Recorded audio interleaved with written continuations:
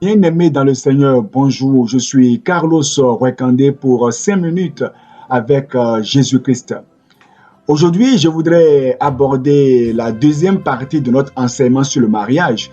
Nous avions déjà eu à parler de pourquoi impliquer Dieu dans votre mariage. Mais aujourd'hui, nous parlerons de comment impliquer Dieu dans votre mariage.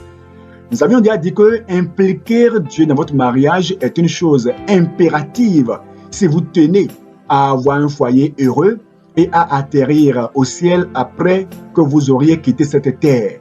Maintenant, comment impliquer Dieu dans votre mariage? Un, vous devez être sûr que vous êtes enfant de Dieu, enfant de ce Dieu-là.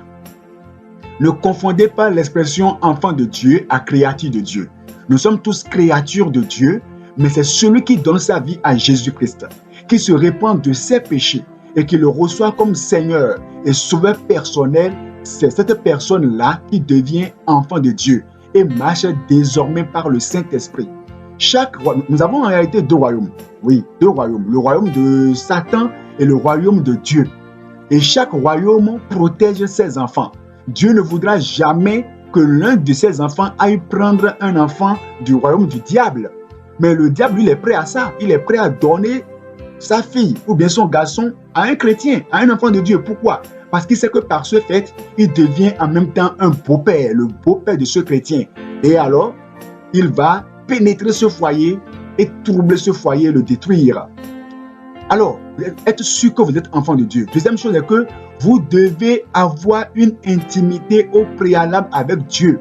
Si vous voulez que Dieu puisse s'impliquer à fond dans votre mariage, ce n'est pas lorsqu'on est au carrefour du mariage qu'on se met à chercher à être intime à Dieu. Non, vous deviez avoir une intimité au préalable avec Dieu.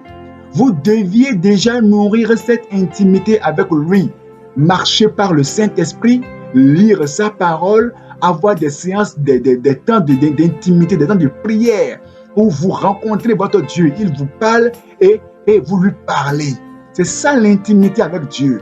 Vous devez en outre dépendre de Dieu dans tous les détails de votre vie.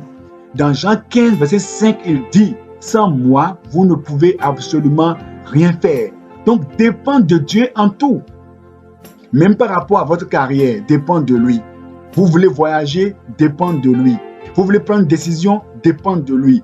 Vous deviez déjà avoir appris à dépendre de lui dans toutes choses.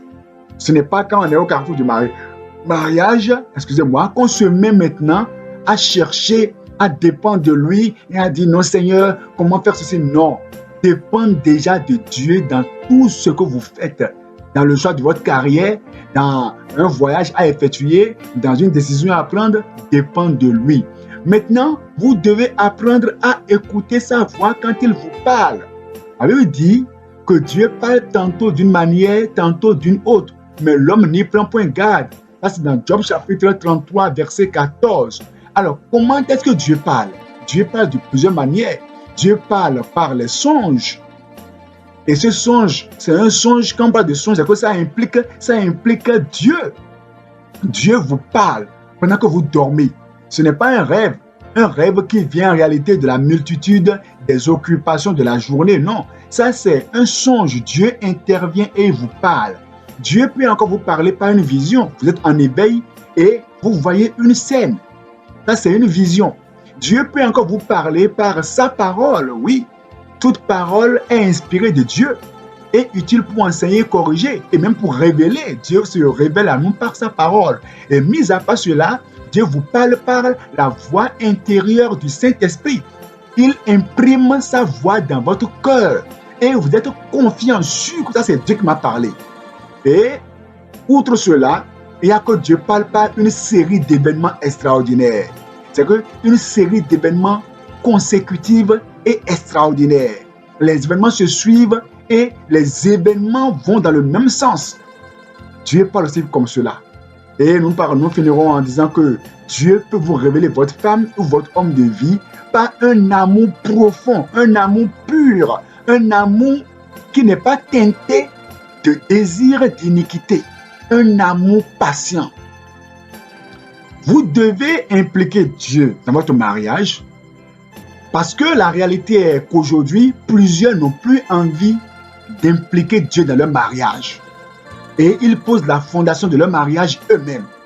Ils utilisent même les matériaux de Satan pour pouvoir bâtir leur foyer.